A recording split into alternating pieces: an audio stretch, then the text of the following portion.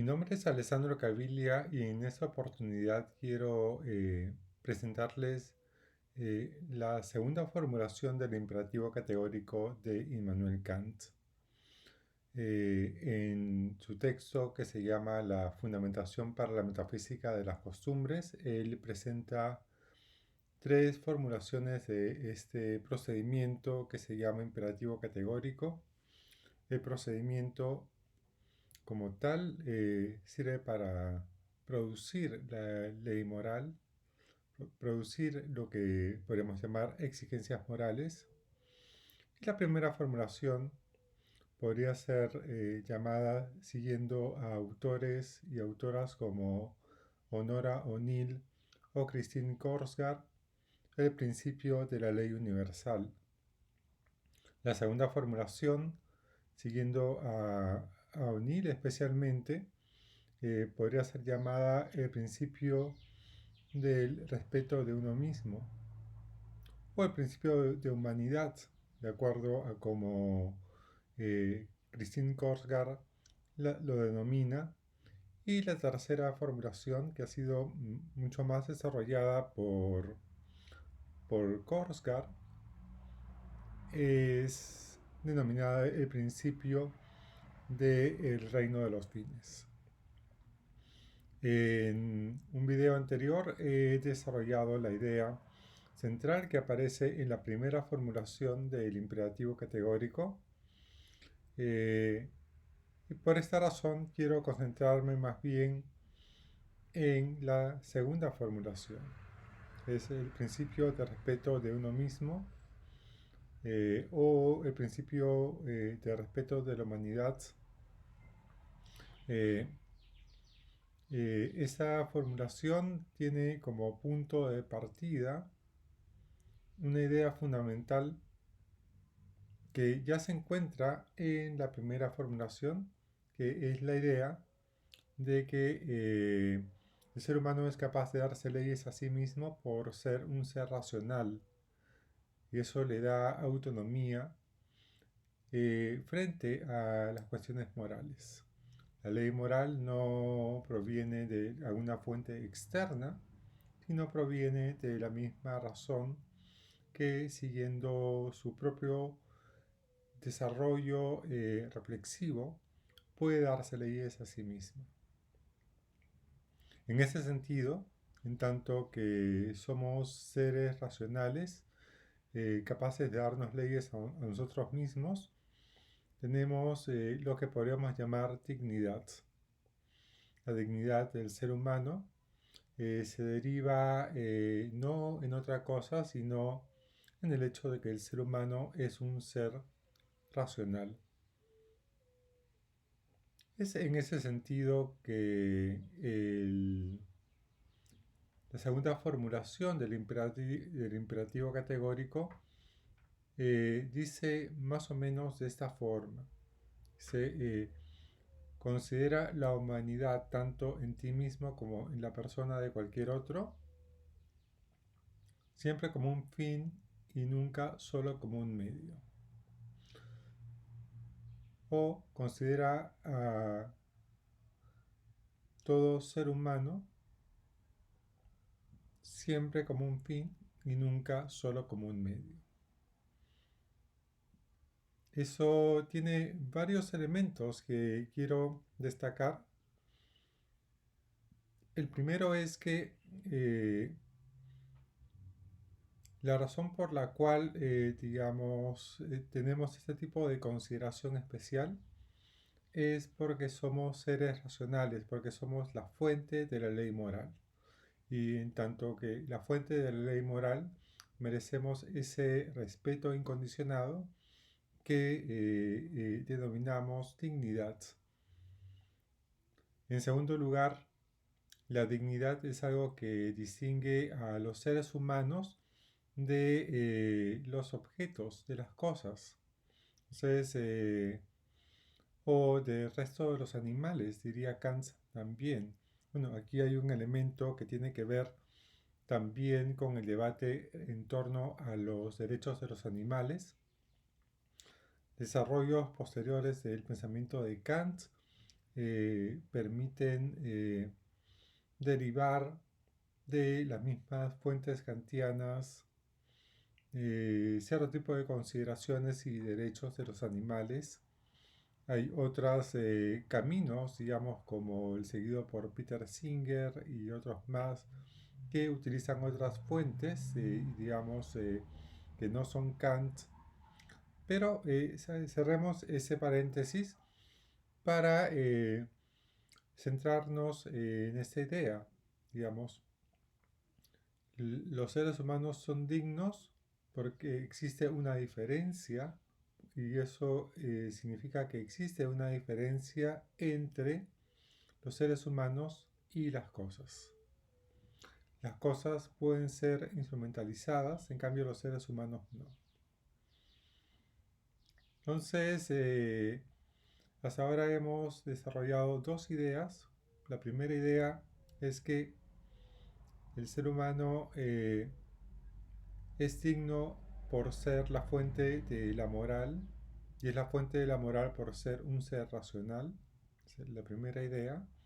Y la segunda idea es que esa idea de la dignidad distingue o separa a los seres humanos de los demás seres del mundo, de los objetos, de los animales, etc.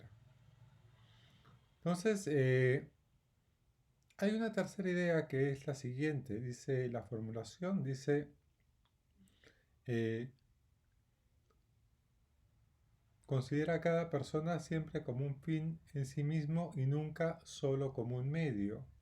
Esa cola es solo como un medio, nunca solo como un medio, significa que los seres humanos también somos tratados como medios, pero al mismo tiempo debemos ser tratados como fines en sí mismos. ¿A qué se refiere Kant con esta idea? Se refiere al hecho de que los seres humanos vivimos en instituciones, en un mundo social, donde hay instituciones diferentes que dentro de ellas, dentro de estas instituciones, las personas cumplen funciones y desarrollan cierto tipo de actividades, como por ejemplo, un profesor dentro de una universidad es un medio para la enseñanza, pero al mismo tiempo debe ser tratado como un fin en sí mismo y nunca solo como un medio. Entonces, por ejemplo, una forma de tratar a alguien como un medio, simplemente y no como un fin en sí mismo, es pagarle una remuneración misérrima, por ejemplo, o darles condiciones de trabajo y condiciones de vida deplorables. Entonces, esa es una cosa importante que hay que tener en cuenta en esa parte final de la formulación.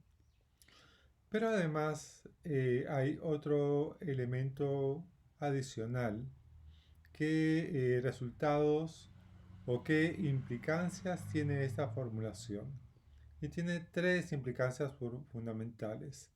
La primera es que eh, ningún ser humano puede ser instrumentalizado. No podemos ser tratados como instrumentos para los fines que tienen otras personas.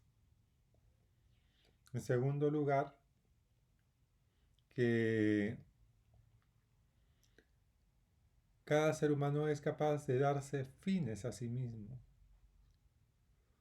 Entonces, esa idea de darle un fin a nuestra propia vida implica una idea fundamental que también está en Kant, que debemos de rechazar la idea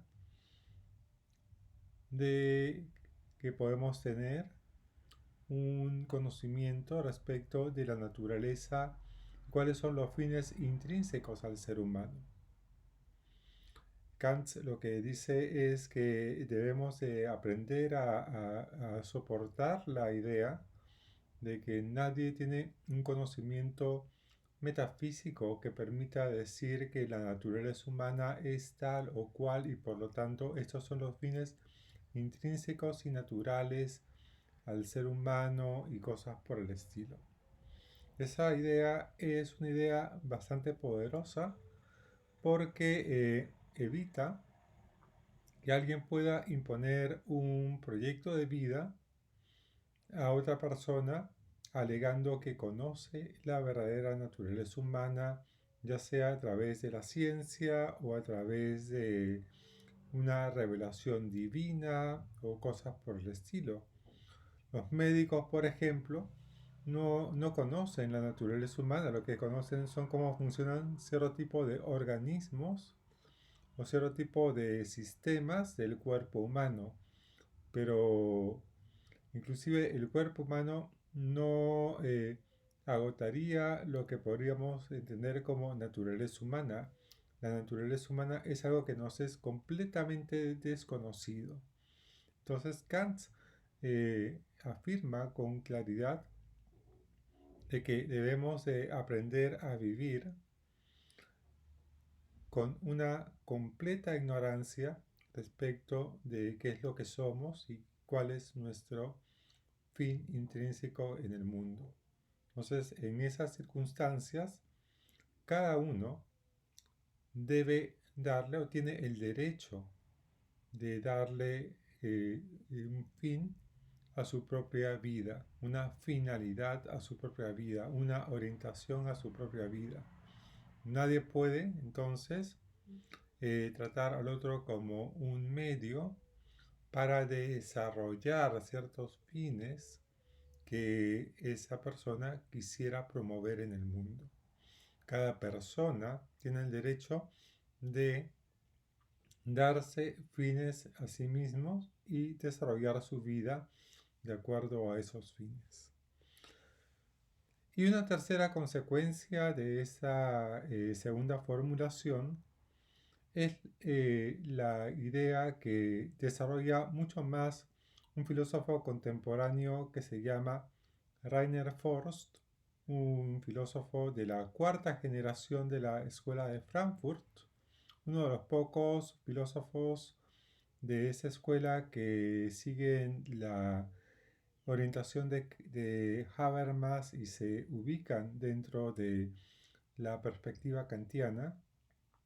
Y lo que Forst señala es que el ser humano, todos debemos de tener un derecho fundamental, un derecho básico a la justificación. Entonces, esa segunda formulación eh, da pie a ese derecho básico a la justificación. ¿En qué consiste este derecho? Consiste en que se nos justifiquen con razones las normas y las reglas a las cuales estamos sometidos. Todos en el mundo social y en el mundo político nos encontramos sometidos a cierto tipo de normas, de reglas, y como seres humanos, para hacer valer nuestra dignidad, lo que es importante es que tengamos el derecho y podamos ejercer el derecho a que se nos justifiquen con razones las normas y las reglas del sistema político que nos afecta y de los sistemas sociales que nos afectan. De tal forma que si una norma no se puede justificar con razones válidas, entonces esa norma debe ser modificada, debe ser cuestionada, debe ser transformada. Nadie tiene el derecho a obligar a vivir a otra persona bajo normas que no se puedan justificar sobre la base de razones. Y nadie puede excluir a una persona y decirle a ti no tengo que darte ninguna razón respecto de las normas que te involucran o que afectan tu vida. Todos los afectados por una norma tienen el derecho a que se les dé la debida justificación de esas normas.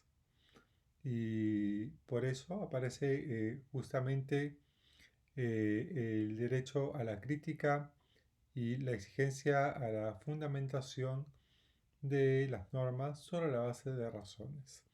Esa idea de que sea sobre la base de razones es una idea importante porque una razón es un aspecto cognitivo que puede ser escrutado, que puede ser examinado, que puede ser fundamentado y que puede ser criticado. Entonces aquí las normas no se fundamentan o la defensa de las normas no se fundamentan en elementos que no sean razones. Por ejemplo, hay inspiraciones sagradas o poéticas o lo que fuere, o apelo a simplemente principios de autoridad y nada más. Entonces, esta es una idea central y que a la cual Forst ha podido sacar bastante provecho para darle un mayor peso a esta segunda formulación del imperativo categórico.